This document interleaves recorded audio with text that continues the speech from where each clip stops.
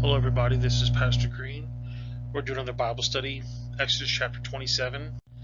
If you'd like me to come speak at your church or if you have any questions, you can email me at godsohman@gmail.com. Now, we're going to talk about Exodus 27 here, and it's a really short chapter. We're going to talk about the building the altar, and then the 7-foot high fence around the courtyard. This is going to be a really short chapter. Chapter 28, which I'll be doing next week, will be a lot longer, so I'll be prepared for that. Exodus 27 with verse 1. And thou shalt make an altar of shittim wood, 5 cubits long, and 5 cubits broad. And the altar shall be 4 square, and the height thereof shall be 3 cubits. And they shall make the horns of it upon the 4 corners thereof. His horn shall be the same, and thou shalt overlay it with brass. Now, a couple things here real quick before I go to the next slide. Shittim wood is believed to be acacia wood, and I'm going to show you a picture of a table made of acacia wood here in a second. A cubit is about 18 inches long. It's from your elbow to the tip of your middle finger. And it talks about the four corners that are going to have horns on it. All throughout the Bible, they talk about the horns, and then it says it should overlay the horns with brass. And brass throughout the Bible is kind of it's kind of like a definition of like judgment, I guess you could say. We're gonna talk about that later on. But this right here is a table made out of acacia wood. Almost every biblical scholar thinks that acacia wood and shittim wood are the same thing. So this right here is going to be the altar. It's going to be 7.5 feet wide and 4.5 feet high.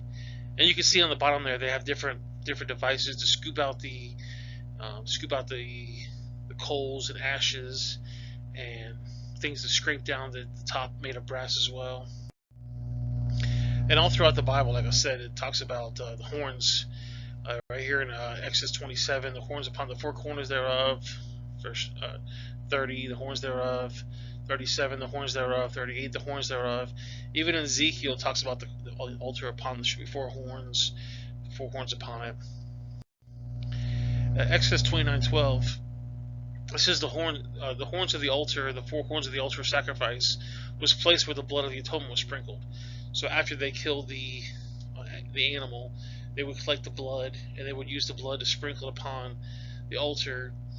They would put blood on the four horns, and then they also put blood upon the Ark of the Covenant right there on the mercy seat. I'm not really going to get into it very much because it would take me forever, but you can see it in different verses in Leviticus as well. Revelations 9:13 says, and the 6th angel sounded, and I heard a voice from the 4 horns of the golden altar which is before God. So it almost implies that God has an altar up in heaven, and there's 4 horns on that one as well. Saying to the 6th angel which had the trumpet, loose the 4th angels that are bound on the great river Euphrates. And the 4 angels were loosed, which were prepared for an hour and a day and a month and a year, for to slay the 3rd part of men. Now imagine, all of a sudden you hear a trumpet, and then 1/3 of the earth, 1/3 of the population passes away. I mean, today that would be like 2 trillion people just gone. That's a pretty serious judgment, and that's going to happen in the end times. Back to Exodus 27 verse 3. And thou shalt make his pans to receive its ashes, and his shovels, and his basins, and his flesh hooks, and his fire pans. And the vessel shall be there, and make it of brass. Again, brass is like a judgment. And they shall make it of a grate of networking of brass, and upon the net shall it make 4 brazen rings at the 4 corners thereof. So on top you're going to see the grate where the animal lays. That's going to be the great network of brass, and on the 4 corners there's going to be little rings, and that's going to be to hold the animal down, because sometimes even if the animal's dead, once heat's applied, it starts twitching and muscles go off. So here's the great network of brass on top, and then of course here's one of the rings in the corner there. And they shall put under it the compass of the altar beneath, that the net may be even to the midst of the altar. And they shall make staves for the altar, staves of shittim wood, and overlay them with brass. And staves are just like long sticks, basically. And the stave shall be put into the rings, and the stave shall be upon the 2 sides of the altar to bear it. Hollow with boards shall thou make it, as it was shewed thee in the mount, so they shall make it. And so you can see on the bottom there, staves put into the holes, and that's because they have to carry it. I believe, according to the Bible, they moved this whole tabernacle situation about 40 different times. So you can see the staves there in the four corners. It's used to have 4 people carry it. And thou shalt make the cord of the tabernacle for the south side southward. Thou shalt be hanging for the court fine twined linen of 100 cubits long for one side. It's about 150 feet.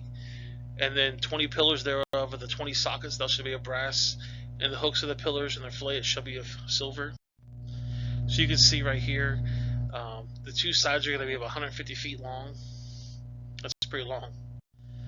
And likewise for the north side of the length thou shalt be hangings of 100 cubits long, and its 20 pillars of their 20 sockets of brass, and the hooks of pillars and their fillets of silver. For the breadth of the court of the west side shall be hangings of 50 cubits, their pillars 10, and their sockets 10. And if you look up there right at the end of verse 11, it talks about 20 sockets of brass. And I believe what that really means at the bottom of this this fence, there's going to be holes where you hang these little sockets of brass, or these little weights. Sometimes this tabernacle is set up on sand, and you need to have a way to hold the fence down. And the breadth of the court on the east side eastward shall be 50 cubits, which is 75 feet. And the hangings of one side of the gate shall be 15 cubits, and their pillars 3 and their sockets 3. And on the other side shall be the hangings 15 cubits, their pillars 3 and their sockets 3. So the front side of this front and back is going to be 75 feet long. So if you're looking at tennis courts, this is going to be about the size of 4 tennis courts. And then of course if you look at basketball courts, you're going to get about 2.5 basketball courts. And people always ask about football. So if it was football, it'd be about a half of the football field. You can see right there, half the football field. So that's going to be maybe a quarter of it, I guess. And the gate of the court shall be a hanging of 20 cubits of blue and purple and scarlet and fine twined linen, wrought with needlework, and their pillars shall be 4 and their sockets 4. And their pillars round about the court shall be filled with silver, and their hooks shall be of silver, and their sockets of brass. And so you can see in the front of this this purple, beautiful thing in the front, right there. And the interesting thing about this, and we're going to go over this here in a second, there's only one way to enter into this tabernacle. And of course, we're going to use purple, blue, and scarlet, which is the Fibonacci sequence. And I covered those in the last 2 chapters, so I'm not going to go into depth of that. And this is the length of the court shall be 100 cubits, and the breadth 50 everywhere, and the heights 5 cubits, a twin fine linen, and their sockets of brass, and the vessels of the tabernacle shall be the service thereof, and the pins thereof. The pins of the court shall be of brass. So you can see right here, this entrance is going to be about 7.5 feet high. And like I said, there's only one entrance, and it kind of goes into detail that this tabernacle is kind of a human form of heaven. There's only one way in, just like Jesus is the only way to get to heaven. Jesus, in John it says that it talks about he entered to the door. Christ is on the door. Exodus 27:20, and thou shalt command the children of Israel that they bring the pure olive oil beaten in the light for the lamp to burn always. And so basically what they did is the very bottom of this menorah, they would put olive oil, and the olive oil would suck up into the 7 chambers and light them. And it says here on the side, golden lampstand burn of olive oil. Fresh olive oil of the purest quality was burnt daily to light the lamps. The menorah has been a symbol of Judaism since the ancient times and is an emblem of the coat of arms of the modern state of Israel. Solid gold about 75 pounds, which is about $1,400,000 today.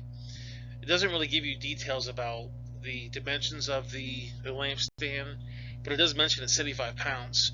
And so a lot of people kind of question, I wonder how big this thing is. And there's been pictures of how big this thing is. And of course it has the flowers and the stuff all over it. But in the bottom you would fill it with olive oil, and the olive oil would keep these lamps burning. The tabernacle of the congregation without the veil, which is before the testimony, Aaron and his sons shall order it, the lamp, from evening to morning before the Lord. And there shall be a statute forever to the generations of the behalf of the children of Israel. This is up there. Aaron and his sons shall order it. And basically that just means they need to basically keep up with it, keep filling it with oil, take care of it. And that's basically what it's meaning there. And this person here says, the golden lampstand of the wilderness tabernacle provided light for the holy place, but it was also steeped in religious symbolism. While all the elements inside the tabernacle's tent of meeting were made of gold, the lampstand alone, also known as the menorah, golden candlestick, and candelabra, was constructed of solid gold. The gold of this sacred furniture was given to the Israelites by the Egyptians when the Jews fled Egypt. So everything in this tabernacle that's golden isn't solid gold. It's wood or something, and that's coated with gold. But this menorah, this golden candlestick, is made of solid gold, beaten together to make it. And I think this is really interesting because, you know, the gold came from the Israelites leaving Egypt. The Egyptians gave them this gold when the Jews fled Egypt, and it's almost a symbolism to say, you got this stuff not because you did anything, but it was given to you. Just like you didn't do anything to get your salvation, but your salvation was given to you. In John, it talks about, you know, bearing witness to the light. I've come the light of the world. I am the light of the world. Christ says that He's the light. So also the candlestick is always lit, so it's showing, you know, basically a part of Christ. Jesus also said to them, I'm the bread of life. I'm the bread, the living bread, the bread which I will give. Christ talks about being the light and the bread and the door. The tabernacle is a symbolism of all these things that Christ is. So I always find it interesting that the tabernacle has three parts to it. You go on the outside court and you enter, if you see there from the left. So first thing you have to do is you have to commit a sacrifice on the altar. It's the first thing you have to do. Then you go to the laver and you have to get yourself all cleaned up and look nice. You know, you have to purify yourself almost. So first you have to make a sacrifice, then you have to be clean. And then you go inside the tabernacle and you have the lampstand, which is the light, and the showbread, which is the bread. And then the holiest of holies is in the third place there. And you can't go in there unless you're a high priest. It was only by lots. And Jesus said, I am the light and the bread. So you come into the altar, the laver, and you go into the middle part, then you go to the ark. And you can see that it makes a cross, which is also symbolic, I believe. And then it says Jesus is the light. So the lampstand's right there. And the bread, which is right there. And Christ got pierced in both hands, which would be on the two corners. There's so much symbolism in the tabernacle, I could speak on it for years. And I'm not really going to go into it because I'm trying to make these videos short. But you can Google this stuff, you can go into detail. It's an amazing thing. Anyways, guys, that's the video. If you'd like me to come speak at your church, or if you have any questions, you can email me, comment below. Make sure you like, share, subscribe. I'm going to put a couple videos on here. The bottom right corner is going to be the Exodus Bible study if you want to start at the beginning. The top left corner is going to be the Genesis Bible study. And the bottom left corner is going to be a video that YouTube picks for you. Anyways, guys, I appreciate you guys watching. Have yourself a great day, and I'll see you next time.